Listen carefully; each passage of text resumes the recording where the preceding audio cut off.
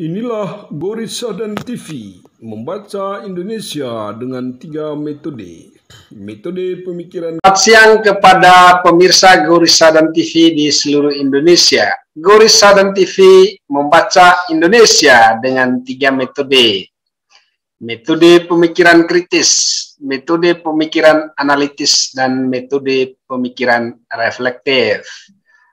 Para pemirsa yang kami cintai, pada kesempatan ini di studio kita telah hadir Bapak Tri Agus Susanto.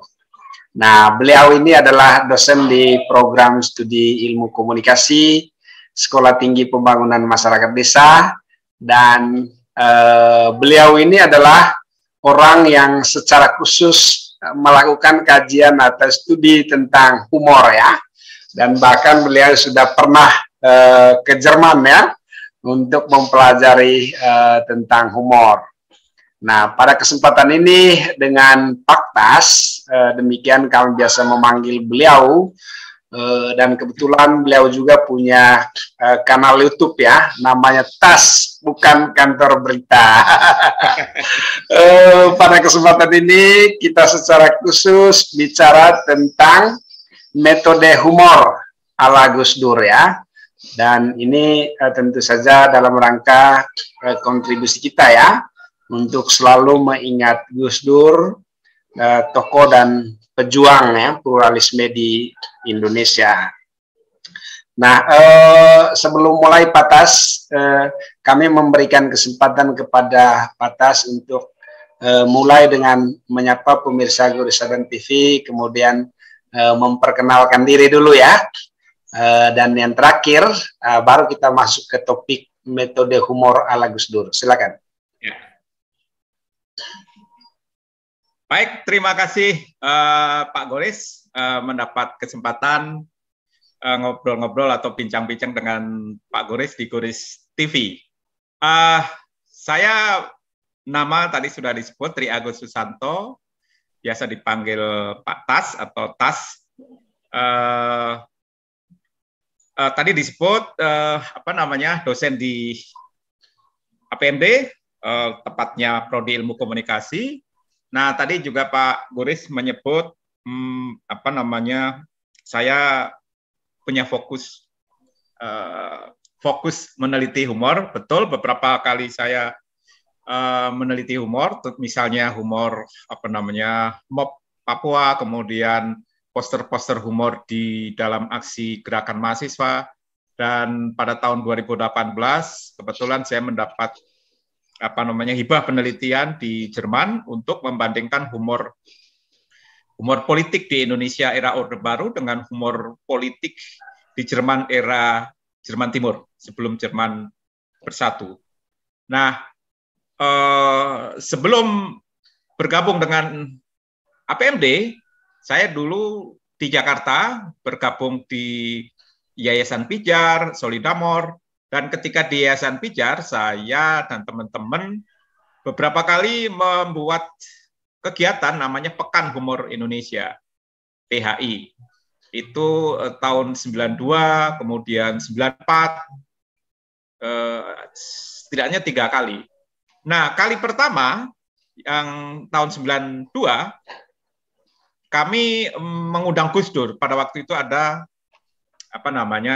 diskusi yang judulnya atau temanya Suksesi dan Humor, atau mengintip demokrasi dari lubang humor. Nah, salah satu pembicaranya adalah Gus Dur, kemudian ada Cak Nun, MH Ainun Najib, dan moderatornya adalah Rocky Gerung. Dan kebetulan saya sebagai ketua panitia. Itu tahun 92, bahkan setahun yang lalu kami unggah di channel saya, Tas Bukan Kantor Berita. Jadi kurang lebih itu ya, Pak Goris, sekedar perkenalan. Apalagi ya? Oke, Pak Tas, kita kembali ke topik ya. Ini ada beberapa pertanyaan penting ya terkait dengan Gus Dur ya. Gus Dur ini kan di samping dia seorang presiden ya, dia juga dikenal sebagai seorang tokoh yang kadang-kadang membuat sesuatu yang serius itu dengan canda dan tawa gitu ya. Nah, apa sih metode dari Gus Dur ya terkait dengan humor ini? Ya, Gus Dur bahkan membuat humor itu sebagai metode untuk dalam tanda kutip atau tidak pakai tanda kutip juga tidak apa-apa, metode perlawanan terhadap pada saat itu apa namanya Orde Baru ya. Kemudian Gus Dur juga menjadikan humor sebagai bagian atau sebagai metode di dalam diplomasi. Ketika Gus Dur bertemu dengan pemimpin-pemimpin dunia. Jadi dengan humor Gus Dur berkomunikasi dan komunikasinya itu tidak serius. Maksud saya hal-hal yang serius jadi cair. Ya, misalnya satu contoh, kalau bertemu dengan Bill Clinton, mestinya dijadwalkan cuma 1/4 jam atau 30 menit kalau tidak salah. Tetapi dengan kepiawaian Gus Dur membuat lelucon-lelucon, pertemuannya bisa 1,5 jam. Tentu saja tidak semua lelucon ya, tetapi ada hal-hal penting kemudian bisa dibicarakan. Selain tentu saja daya tarik Gus Dur di bidang lelucon. Nah, jadi Gus Dur menjadikan humor sebagai metode untuk perlawanan ya. Perlawanan dalam hal ini adalah ketika Orde Baru banyak cara melawan terhadap kekuasaan. Ada yang demonstrasi, dulu yang namanya demonstrasi itu susah sekali karena baru sedikit saja bisa ditangkap. Nah, kemudian bisa dengan diskusi, pertemuan-pertemuan. Nah, salah satunya adalah Gus Dur dengan keahlian Gus Dur itu adalah menciptakan, mengadaptasi, mengumpulkan dan menyampaikan humor ya. Jadi apa yang sering disampaikan Gus Dur, lelucon-lelucon Gus Dur itu bisa ciptaan sendiri Gus Dur, bisa adaptasi dari humor dari luar negeri ya. Tetapi yang namanya humor yang diadaptasi itu kemudian disampaikan dengan cara yang khas Gus Dur. Misalnya saat diskusi atau saat pertemuan-pertemuan yang penting, biasanya Gus Dur memulai dengan humor. Nah, hal seperti ini kemudian menjadikan Gus Dur lekat dengan humor. Ya, ada yang mengatakan Gus Dur dan humor itu ibarat rasa asin dan garam. Ya, jadi tidak bisa dipisahkan. Dimanapun Gus Dur berada dalam kegiatan-kegiatan selalu menggunakan humor sebagai bentuk komunikasinya. Itu antara lain sebagai awalan, Pak Goris. Oke, terima kasih banyak Pak Tas ya. Pertanyaan yang berikutnya dari pemirsa Gurisadan TV itu adalah pesan apa sih yang hendak disampaikan oleh Gus Dur melalui humor ya? Ya, tentu saja pesannya beragam ya, pesannya beragam. Ketika humor politik misalnya mengatakan bahwa DPR itu seperti anak TK, itu adalah sebuah kritik kepada DPR kita, politisi kita di parlemen agar meningkatkan diri ya, meningkatkan diri kapasitasnya dalam berbagai hal. Ketika dia atau Gus Dur membahas atau mengemukakan humor tentang humor antara Pak Haji dengan pastor misalnya, kalau yang menyampaikan itu bukan Gus Dur, mungkin orang pada ngeri gitu ya, ngeri dalam tanda kutip. Tapi kalau itu yang menyampaikan Gus Dur, ya jadi biasa-biasa saja. Dan yang disampaikan Gus Dur adalah moral, biasanya di akhir cerita itu ada moral moral ceritanya, yaitu itulah toleransi. Kita berbeda, tetapi kita bersama di Indonesia. Kita bersama, tetapi berbeda. Jadi itu yang sering disampaikan Gus Dur. Misalnya contoh yang barangkali ini penonton Guri Sadan TV juga pernah ya. Ketika Gus Dur bercerita tentang seorang supir Metro Mini, ya, supir Metro Mini di akhirat, ya, tiba-tiba begitu masuk langsung disuruh, langsung dilayani oleh malaikat. Sementara para kiai, pastor, pendeta, biksu yang nunggu antrian itu tidak harus menunggu lama. Lalu pada protes nih, pemuka-pemuka agama itu pada protes. Gimana ini, Pak Malaikat? Manggilnya kok Pak. Gimana nih Malaikat? Kok supir Metro Mini ini diistimewakan? Jawabnya malaikat gimana? Malaikat langsung gini. Begini, para pemuka agama, ketika Pak supir ini menjalankan tugas, itu banyak yang berdoa. Karena kan tukang ngebut kan. Supir biasanya ngebut. Semua penumpang itu pada berdoa, semoga selamat. Sementara ketika bapak-bapak ini berkhotbah, malah umatnya pada tidur. Nah, jadi itulah. Jadi itu moral ceritanya, supaya kalau para pemuka agama berdakwah atau berceramah itu harus menggunakan bahasa yang tepat, bahasa yang kekinian. Yeah. Jadi supaya umatnya tidak tidur. Jadi saya kira banyak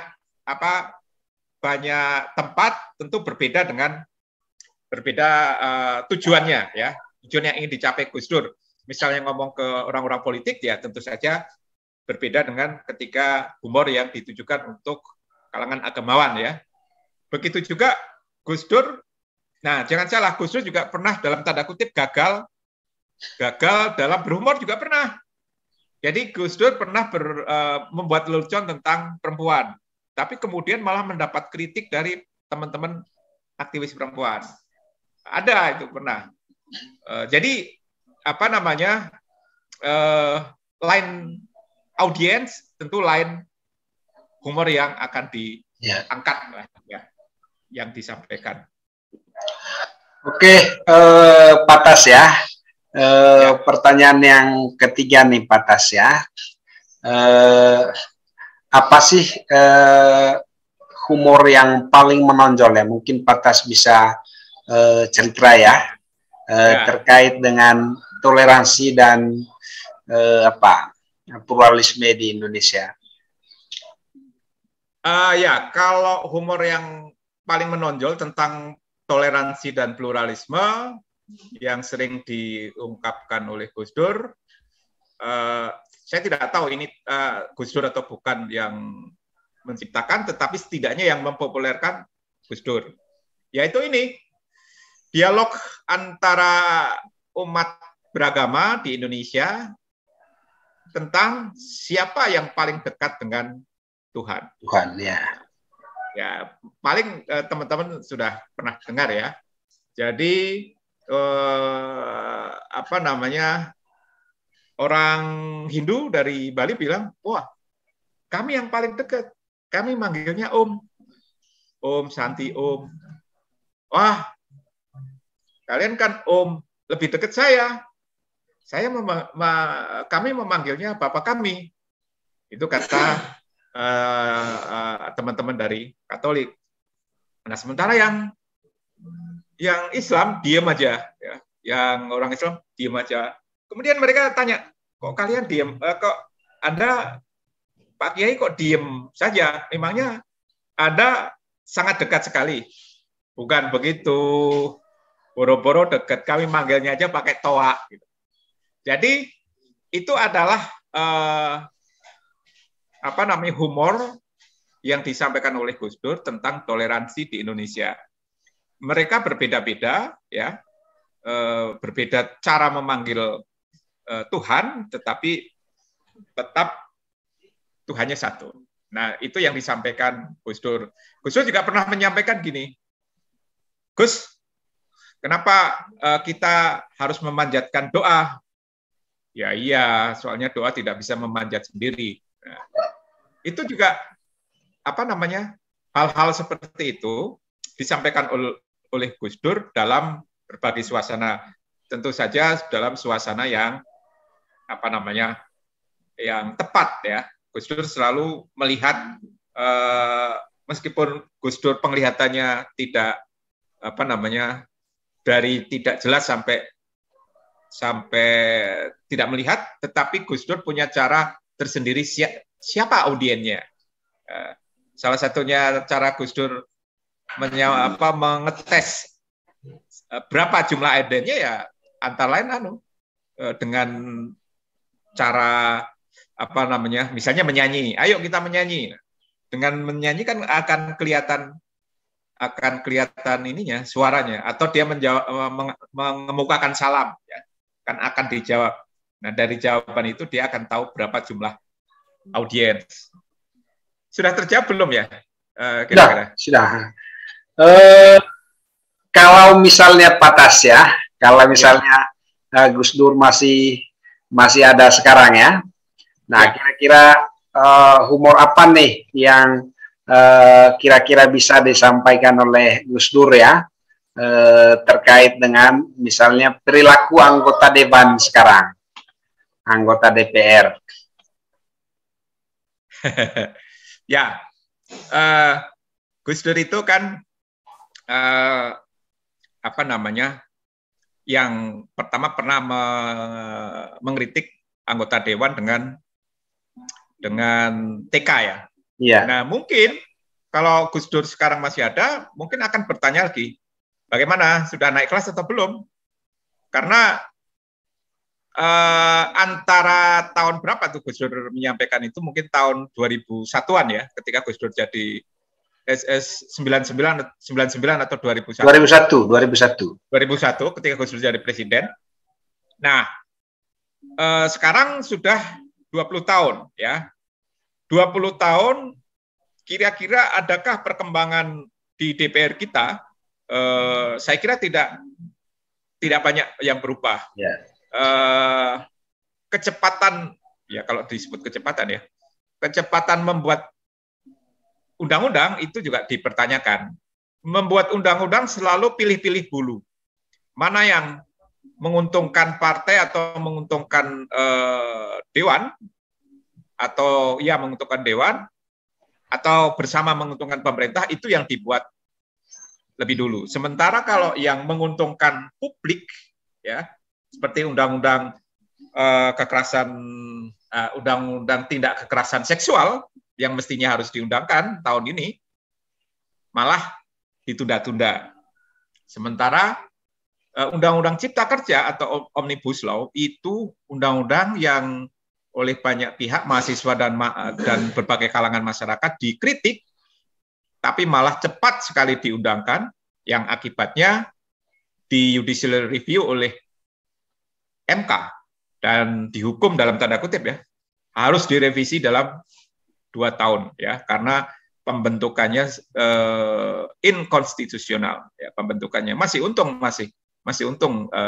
boleh dilanjutkan dengan 2 tahun harus direvisi ya. Jadi tidak ada peningkatan lah. Jadi saya kalau ketemu Gus Dur, saya yakin Gus Dur akan mengkritik, kalaupun 2021 itu TK, mungkin sekarang masih SD lah ya tingkatnya. Paling tinggi SMP lah.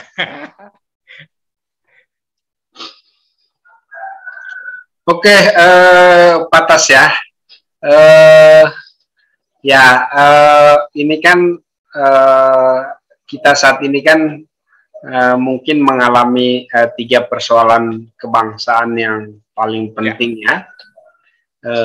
Yang pertama tentu saja kita mengalami krisis ketokohan ya, seperti Gus Dur ya. Kemudian yang kedua, politik dan ekonomi kita itu dikelola dengan sangat serius ya, hampir tidak ada humor ya, atau hilangnya humor ya dari para politisi kita. Dan yang ketiga, tentu saja soal humor ini kan sebenarnya perlu dikelola ya, sebagai salah satu bentuk untuk membangun bangsa lah ya, menginspirasi untuk membangun bangsa. Nah, di dalam tiga aspek itu, apakah Patas bisa melihat ya celah-celah tokoh-tokoh kita yang memang istilahnya punya selera humor juga, tetapi barangkali belum terlalu dipublish ya. Kemudian kedua, bagaimana mengelola politik dan ekonomi kita supaya tidak terlalu serius gitu, tetapi ada humor-humornya dikit. Kira-kira begitu. Silakan Batas. Ya, yang pertama sebenarnya Indonesia ini kaya dengan tokoh-tokoh yang suka humor ya, meskipun tidak sekaliber Gus Dur ya. Kalau Gus Dur itu, kalau kata Gus Mus atau Kiai Haji Mustafa Bisri, humornya itu kan gawan bayi ya, sejak lahir sudah humoris gitu. Nah, banyak tokoh-tokoh kita meskipun tidak selalu melucu di setiap waktu, tetapi setidaknya ketika dia berkomunikasi dengan entah anak buah, entah dengan mitra kerja, mereka selalu menggunakan sentilan-sentilan, sering menggunakan idiom-idiom yang lucu ya. Hampir di semua partai ada, di PDI ada, di PKB ada, di P3 ada, di pejabat publik juga ada, dari berbagai partai ada ya. Namun ya tentu saja tidak sesantai atau sepiawai Gus Dur ya. Nah, tentu saja kalau pertanyaan yang kedua tentang mengelola dengan humor, ya maksudnya tentu kita akan mengelola ekonomi, siapapun akan mengelola ekonomi secara serius ya, bukan secara humor. Tetapi di tengah-tengah keseriusan itu jangan kehilangan selera humor, ya, jangan kehilangan selera humor. Karena apa? Karena kalau terlalu serius, bisa jadi kita akan stres, dan kalau stres, tujuan malah tidak tercapai, ya, sebagian besar, menurut saya, sebagian besar presiden-presiden Amerika itu punya rasa humor yang tinggi. Di Amerika itu ada kebiasaan setelah selesai kampanye Pilpres, itu wartawan Amerika itu punya acara mengundang dua calon untuk saling berbagi humor. Itu sepanjang tahun, ya. Beberapa tahun ini pas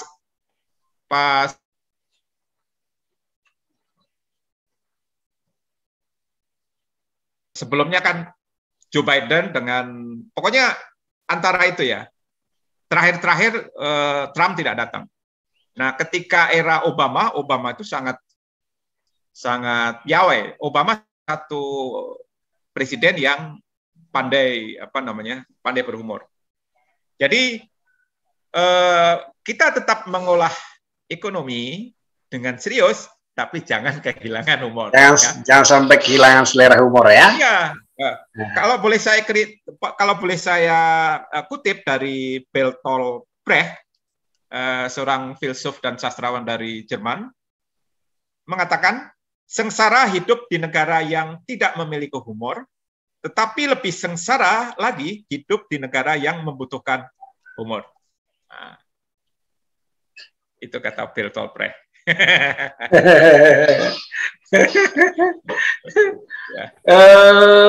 Patas, ini pertanyaan yang barangkali perlu dilihat juga konteks sekarang ya.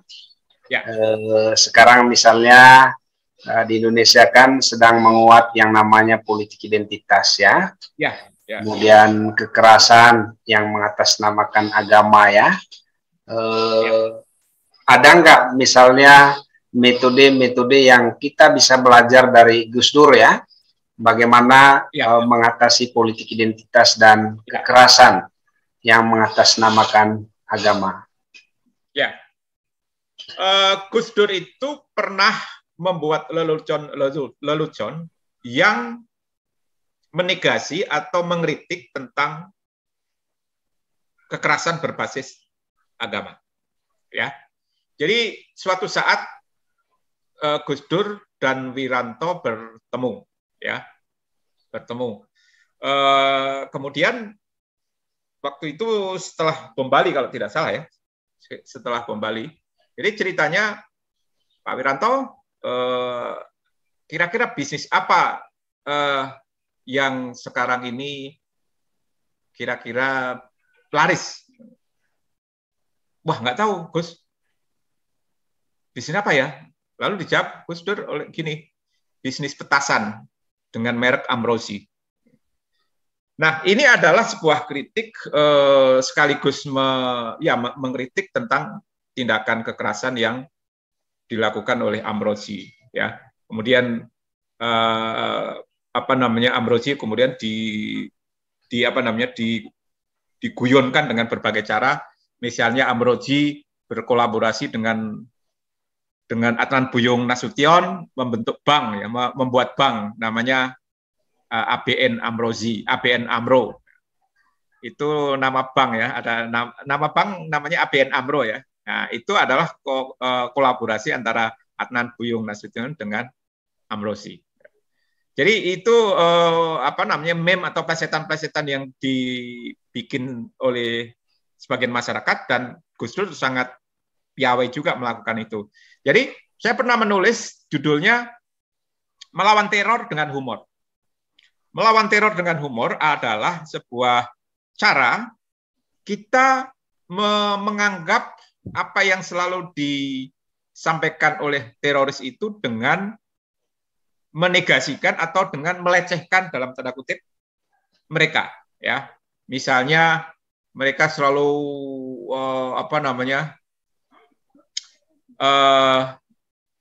mereka selalu membanggakan soal jihad misalnya. Nah, ini saya jadi ingat lagi yang disampaikan oleh Gus Dur antara jihad dan jahat. Gus Dur pernah ditanya, Gus, bagaimana pendapat Gus Dur tentang akan adanya orang yang mau ke Ambon? Waktu itu lagi kerusuhan di Ambon ya. Gus Dur waktu itu masih presiden. Jawaban Gus Dur menjawab apa? Mau jihad kek, mau jahit kek, mau jahat kek, pokoknya kalau mau ke Ambon dengan tujuan yang tidak jelas harus dilarang, harus ditangkap. Nah, jadi Gus Dur melakukan delegitimasi istilah jihad dengan jihad, jahit, apalagi tadi jahat. Ya. Jadi itu adalah bagian dari delegitimasi terhadap orang-orang yang kelompok teroris atau kelompok pembawa isu-isu identitas tersebut.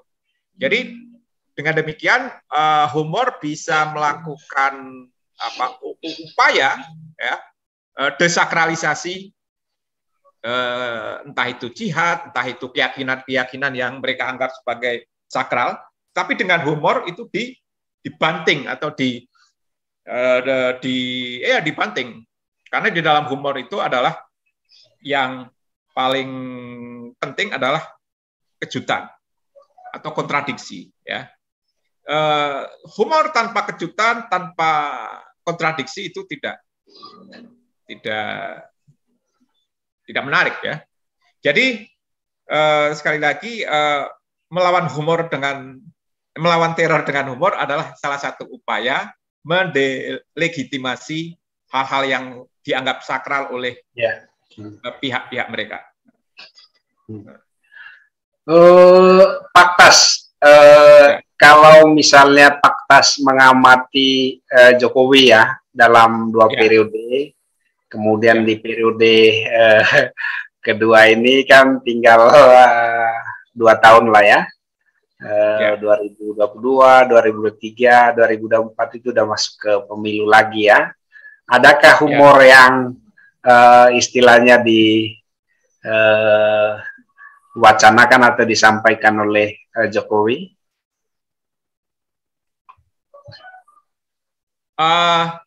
Pada periode pertama, Jokowi sering melontarkan humor, ya, sekaligus sering melontarkan humor, atau setidaknya membuat kegiatan yang kemudian sangat cair, ya, pada periode pertama. Misalnya, dulu sangat hobi dengan kegiatan-kegiatan bertemu dengan publik, lalu bertanya tentang 5 nama ikan, ya, 5 nama ikan, lalu kemudian siapa yang menjawab akan dapat hadiah, ya.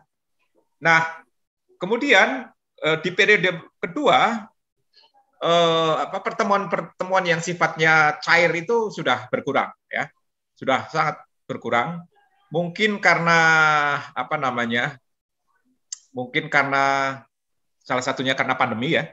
Salah satunya karena pandemi COVID-19, juga mungkin ada ada strategi baru yang disampaikan oleh Jokowi, tidak seperti dulu lagi. Saya tidak tahu, ya, tidak tahu persis mengapa kemudian berbeda. Tetapi setidaknya dengan sisa waktu 2 tahun ini, setidaknya mestinya Jokowi meninggalkan istana jangan dengan tegang, jangan dengan tidak ada keriangan, ya. Masuk istana dengan keriangan, mestinya keluar istana juga dengan keriangan, ya. Karena itu mungkin setelah COVID ini mereda, ya, diharapkan Jokowi akan lebih santai lagi, kemudian menyapa publik dengan berbagai kegiatan-kegiatan yang penuh santai, penuh humor, ya, sehingga suatu saat kalau misalnya ke Jogja dan ketemu ketemu Pak Gores bisa dapat sepeda. Oke, yang terakhir nih Pak Tasya, rekomendasi apa sih yang bisa disampaikan dari humor atau dari metode humornya Gus Dur untuk perbaikan kehidupan bangsa dan negara? Ya, Gus Dur itu kan menyampaikan humor apapun, ya, itu selalu ada tujuan, ya, selalu ada tujuan, ada moral cerita yang ingin disampaikan, ya. Ya, selain kritik, ya, kritik sosial atau kritik halus kepada yang dituju, ya, tergantung topiknya, juga dalam rangka menghibur diri atau menghibur untuk kita semua atau untuk audiens, ya, atau dengan maksud agar komunikasi antar Gus Dur dengan lawan bicara atau dengan audiens itu menjadi lancar. Nah, tetapi yang kita tahu, tema-tema yang disampaikan oleh Gus Dur pada umumnya adalah tema-tema, kalau saya boleh membagi 2, ya, politik dan agama, ya, politik dan agama. Agama itu luas, ya, toleransi. Jadi tidak cuma Islam, tapi juga melibatkan agama-agama lain. Seperti yang soal Pak Haji dengan pastor, dan seterusnya, dan seterusnya. Jadi, yang satu tentang tema politik, dan itu umumnya adalah kritik sosial, ya. Yang satu lagi adalah tema toleransi. Nah, dua-duanya penting dan masih dibutuhkan di negeri ini sampai saat ini. Bahkan sekarang ini, tadi juga sudah disinggung oleh Pak Gores bahwa munculnya semangat identitas di belakangan ini makin mengkhawatirkan, ya, politik identitas dan seterusnya. Nah, karena itu humor-humor seperti yang disampaikan oleh Gus Dur itu mestinya tumbuh lagi dengan berbagai varian-varian yang lain, ya. Artinya diciptakan humor-humor yang sejenis yang dilakukan oleh Gus Dur untuk kepentingan agar kita tidak terjebak pada intoleransi, menguatnya semangat identitas. Itu di humor-humor toleransi. Pada humor-humor politik, ya, saya kira humor era Orde Baru dengan humor sekarang sudah berbeda. Dulu ketika Gus Dur menyerang Orde Baru, itu humor-humornya adalah humor-humor yang terkait dengan diktator, pemimpin yang diktator dan seterusnya. Nah, sekarang kita kan eranya sudah reformasi, di mana kita tidak punya pemimpin yang diktator. Kecenderungan juga agak jauh, ya. Nah, karena itu masih tetap digunakan, ya, masih tetap digunakan humor-humor yang kritik sosial. Tetapi Pak Goris, sekarang ini berkat teknologi informasi yang berkembang, dunia internet, sekarang muncul humor-humor yang bukan humor verbal, tapi humor-humor dalam bentuk gambar dan humor-humor dalam bentuk video. Ya, digital. Sehingga sekarang ada meme, ya, atau meme atau meme, hanya gambar dan ada tulisan, itu sudah sungguh bisa mengkritik keadaan, ya, siapapun yang dituju. Jadi humor terus berkembang, tapi yang ingin saya sampaikan, siapapun yang menjadi pemimpin, pejabat publik, jangan sampai kupingnya tipis, ya. Jangan karena disindir kemudian dikit-dikit melaporkan ke polisi karena undang-undang ITE dan seterusnya. Jadi baik rakyat juga harus ditingkatkan literasi humornya. Jangan, harus bisa membedakan antara humor dengan penghinaan, ya. Harus bisa membedakan antara humor dengan penghinaan. Jangan dicampur adukkan sehingga pejabat publik kita juga jangan cepat tersinggung. Nah, karena itu semoga di sisa waktu ini baik Pak Jokowi dan seluruh jajarannya merampungkan masa kerjanya dan kita akan mendapatkan pemimpin baru yang diharapkan lebih humoris. Tentang itu siapa? Sebenarnya ada lagi pertanyaan ini, Pak Tas. Ini menarik sekali, ya. Kalau dulu zamannya SBY itu kan banyak juga tuh kelompok-kelompok yang mengkritik pemerintah, ya. Ya. Kayak temannya Pak Tas itulah. Tapi sekarang kok nggak kelihatan itu, kenapa, Pak Tas?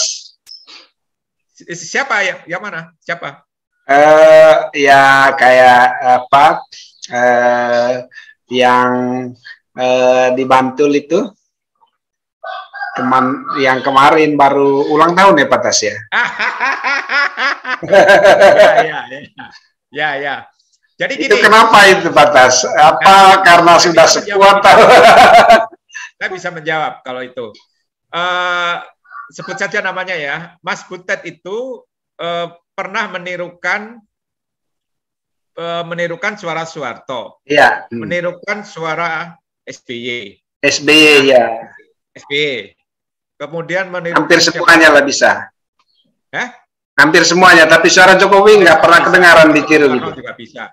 Nah, ketika ditanya, kenapa Mas Butet tidak menirukan suaranya Pak Jokowi?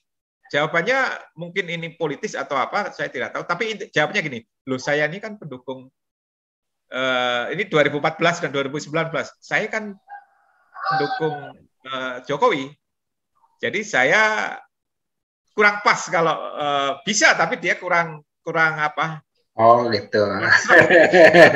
Karena dia pendukung Jokowi dan dia di beberapa kegiatan dia juga mendukung Jokowi dan berbagai kegiatan termasuk di vaksinasi baru-baru ini, vaksinasi di Padepokan Bagong Kussudiarjo di rumahnya tempat aktivitas Butet, mengumpulkan sekitar 500 budayawan, seniman untuk divaksinasi.